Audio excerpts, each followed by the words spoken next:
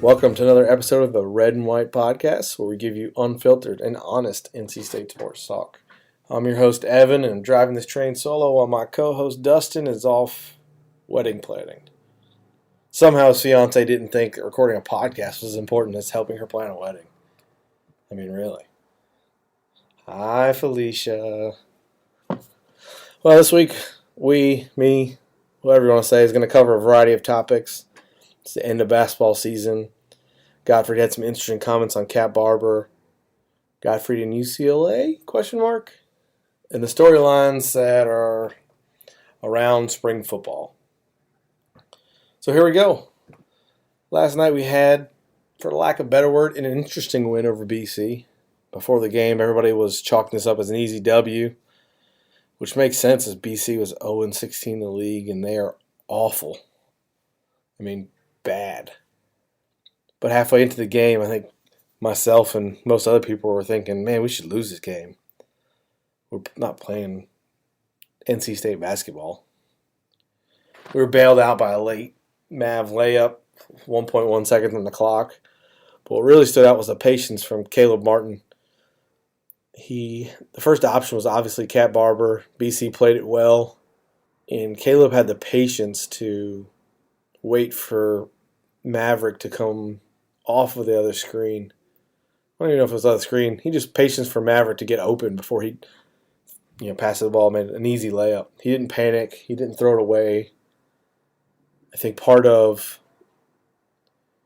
what we've seen in the past is, I think what we come to expect at that point is just someone making a bonehead error.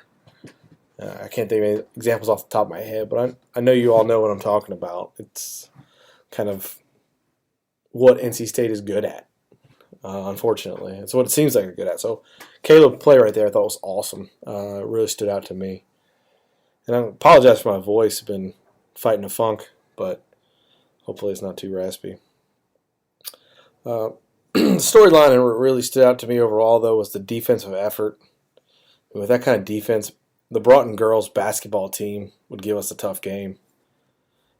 I think Gott pointed out in his post-game that Freeman's still battling leg pain.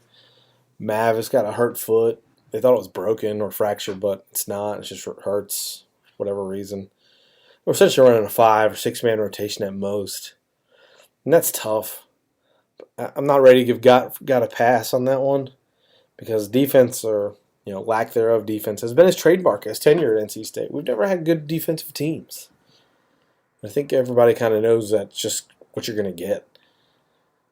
The offense has been okay, but just defense is not there. So I don't know.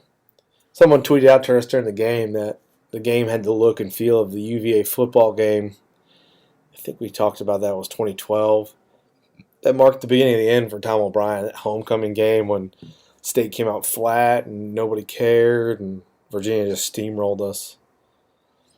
I thought that was an interesting point, but thankfully we came back and won, and we don't really have to have that conversation, but just want to acknowledge I thought it was a good comparison. I think probably other people probably felt the same way.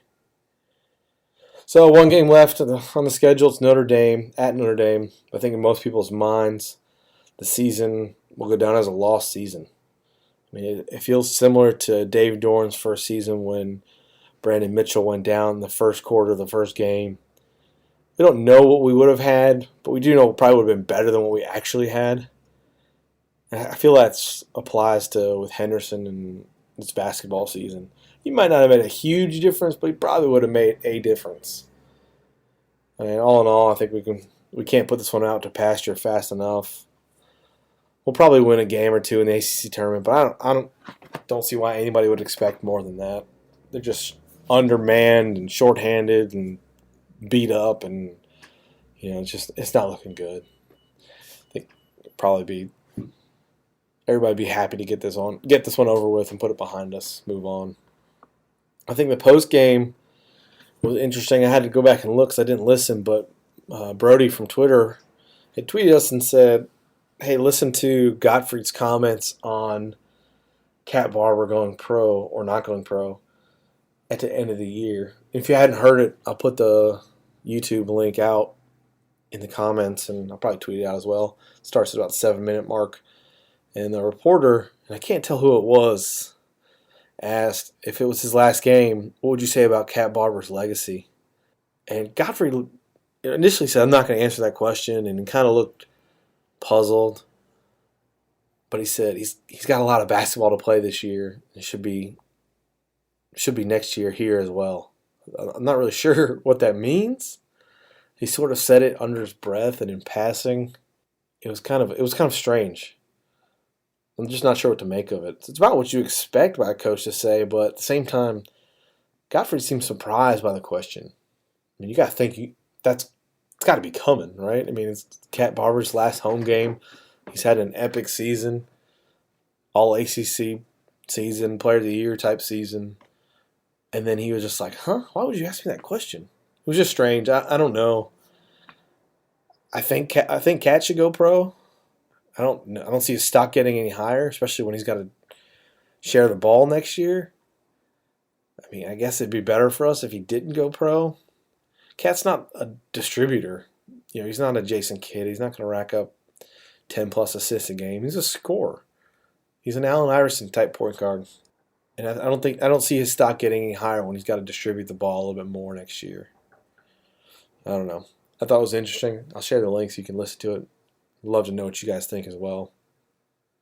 James Cunningham on Twitter also tweeted us and asked, with 3 guys on the bench who play next year, who sees cutting minutes and who might transfer? Now, I don't like speculating on transfers because you really just don't know their personal situations. And, unless you're inside the program, you really don't know what's going to happen. I mean, nobody saw Deshaun Painter transferring for family reasons, be closer to his grandmother and all those other things he had going on, right? Everybody's got their own stuff.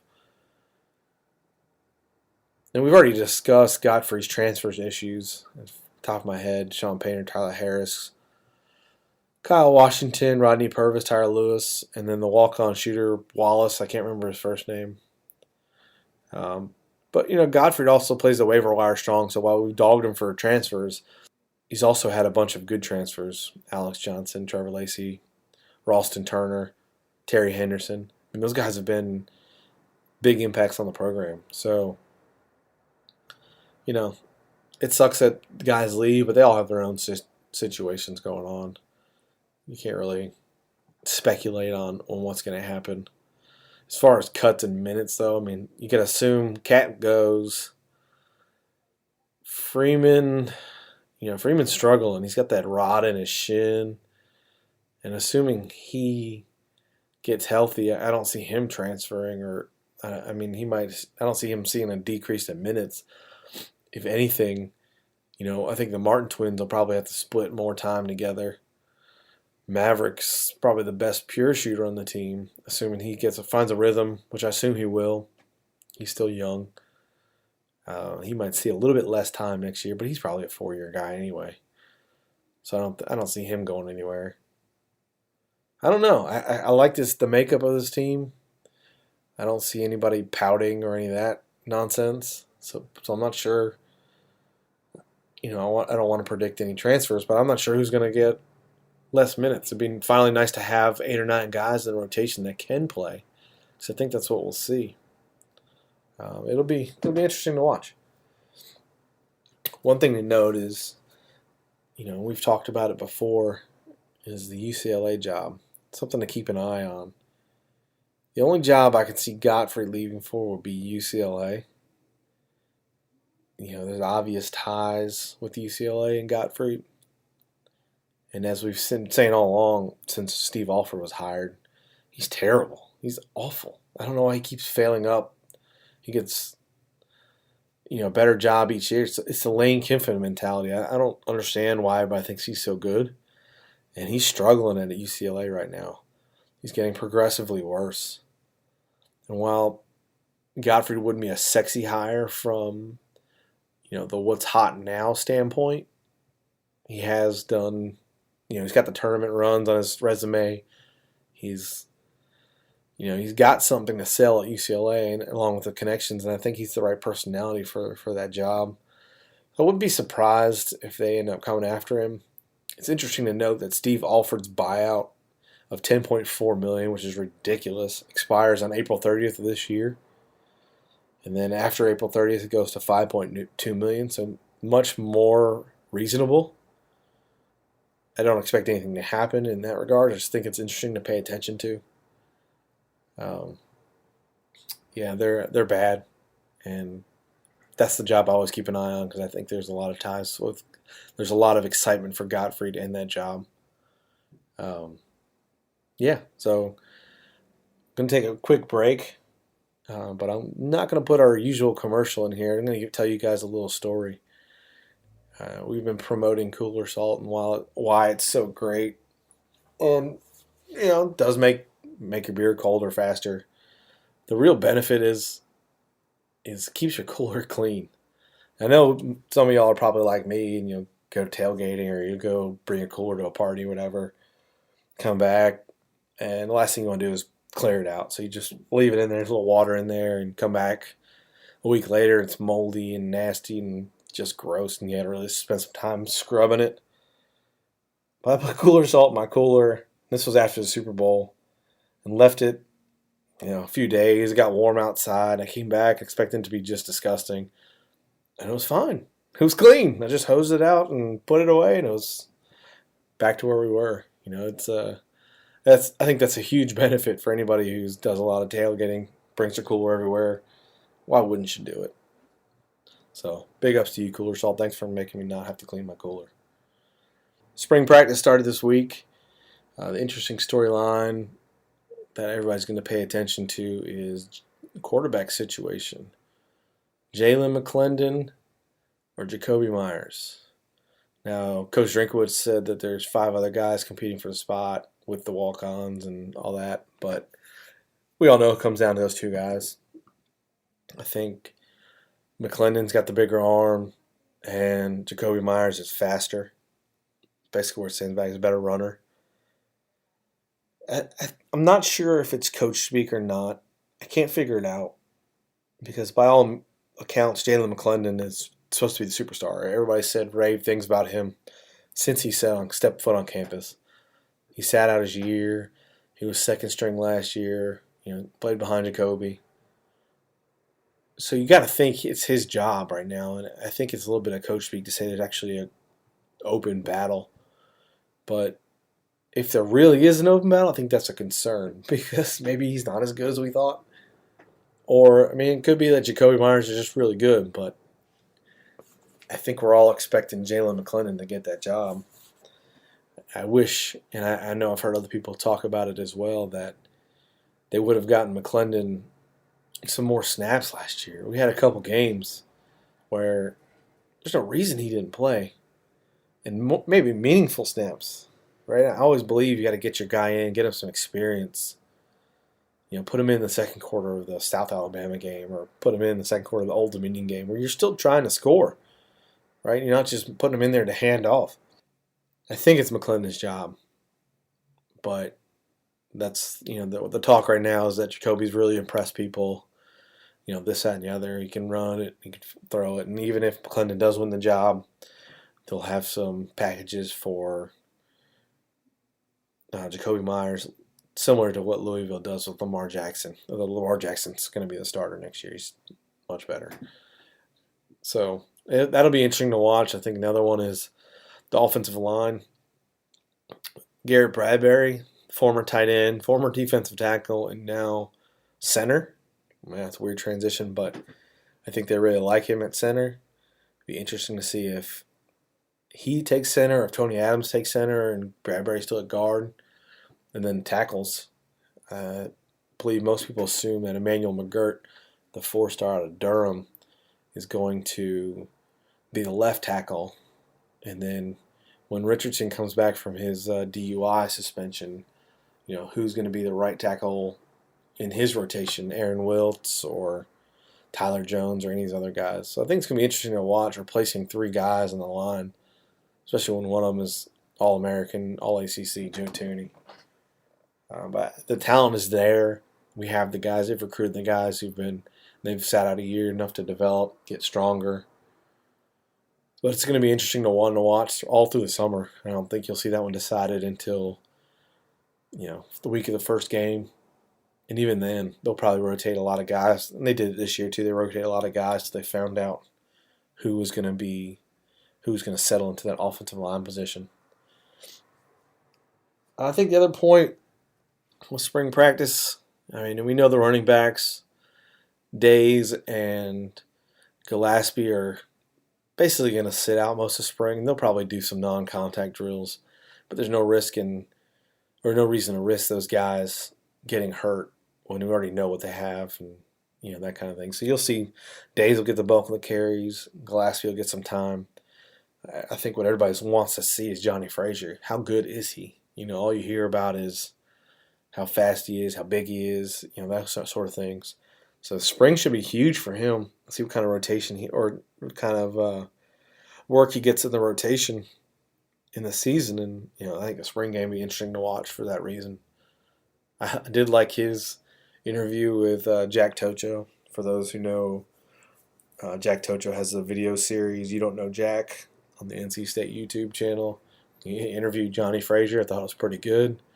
Frazier made a few points about how Tocho couldn't keep up with him when he was on the scout team, making long breaks.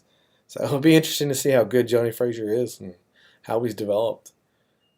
I think a lot of people are really excited about that. The reports coming out of spring so far were that Nyheim Hines is going to be working mainly as a receiver moving forward, but he has been taking some running back reps this year, or this spring, or this week, I should say.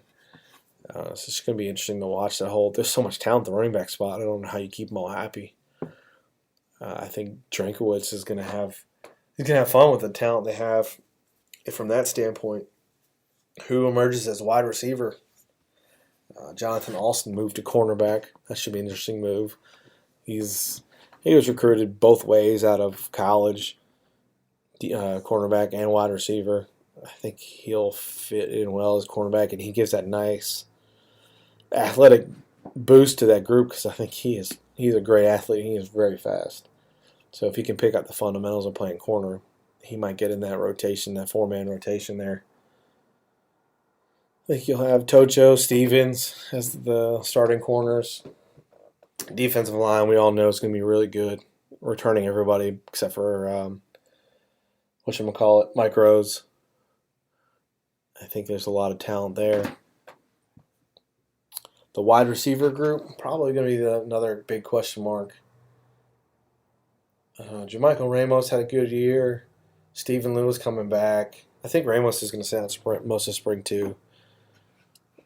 From some of the reports that he was going to rest, or I'm not sure why, but I think they know what they have with him. I think you want to see guys like Stephen Lewis and Trowell and some of these, Braylon Cherry even, get even better.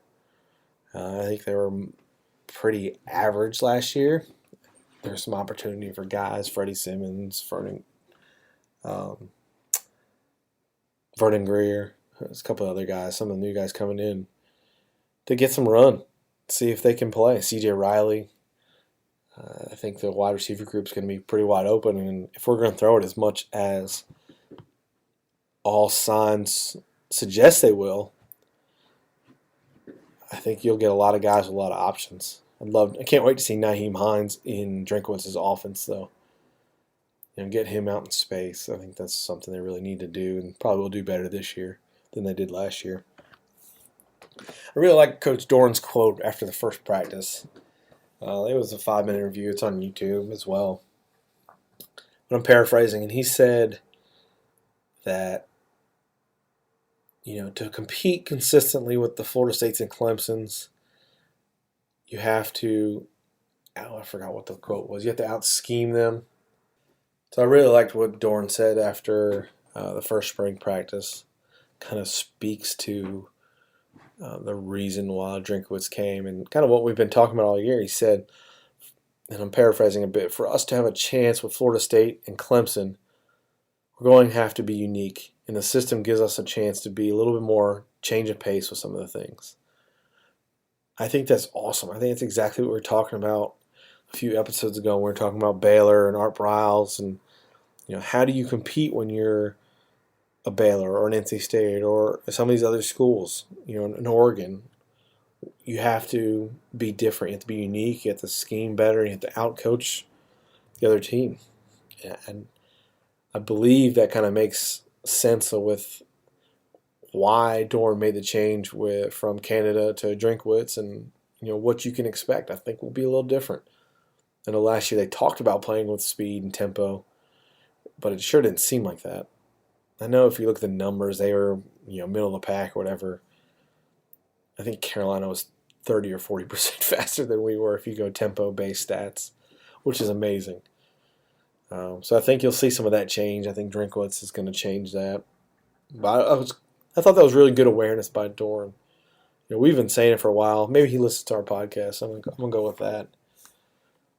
But you have to just be a little different. I think when you're undermanned, you're not recruiting the 5 stars and all the top 100. You've got to stand out, and our scheme should be our competitive advantage, right? We need to spread it out, get it into the hands of the little fast guys, because we don't have all the big fast guys yet. We have a lot of the little fast guys, and I think that's okay. So I'm excited to see the spring game and see what comes of the offense. I know everybody's going to be watching that quarterback battle, and it should be interesting to see what happens. I fully expect McClendon to be the starter, but it could be off there. Had another Twitter question. I'll go back. It's going back to basketball. Are the people who make decisions in any way concerned with the state of the program, or are they all in on Godfrey? It's from James Allman. I don't know, really. I've heard mixed things, and it's purely speculation. You got to assume Debbie's in on Godfrey because he's her guy. But has he done well enough already to justify, that she made a good choice with the hire? You can probably make that argument. You could probably say that, 4 NCAA tournaments with a patchwork team for the most part, Sidney Lowe's guys and just guys that transferred in, and it's kind of he made it work. So I think there's an argument to be made that she took a risk on him and it paid off.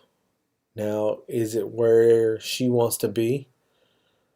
Everything she says is we want to win championships and we're going to win championships and this, that, and the other. I'm not sure how you say that. I'm not going to beat a dead horse. We've talked about how we're mixed feelings on Godfrey. I think he's good. Do I see us winning the ACC with him? I'm not sure. Probably make a few tournament runs. It depends on what your level of satisfaction is with that. So I'm not sure. I don't think they're all in on Godfrey. I think we've had leadership like that before. I don't think this is the case. I think they're very metric based. So they're going to look at the numbers. They're going to look at the data and tell you, what they think there. They're not just going to say, "Oh, I love this guy. He's it." Right? They're not going to be blindly biased in that regards.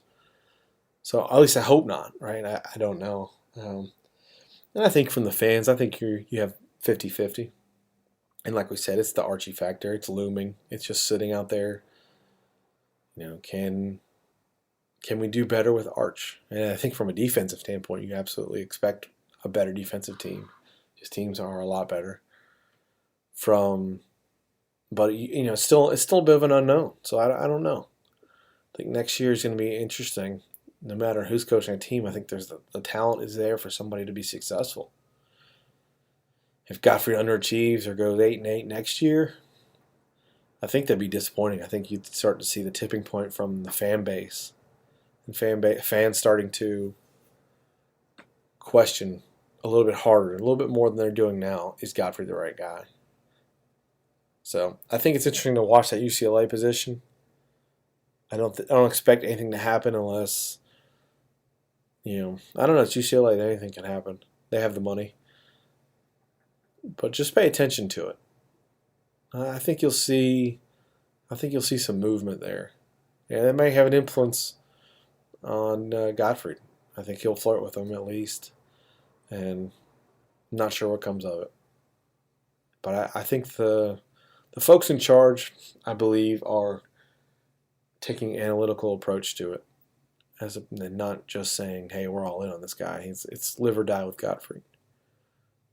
And the ones writing the checks are probably those are the ones you really need to be concerned with. Is Poole or Murphy or any of these guys going to pony up?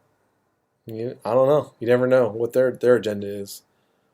So that's the interesting and kind of untalked about facet of any kind of coaching situation.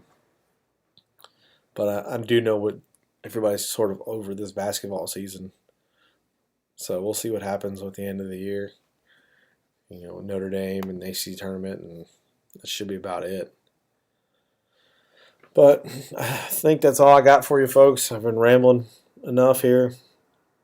Hopefully we won't lose too many listeners without my world's greatest co-host. But keep the questions coming, and we'll talk to you soon. Go Pack.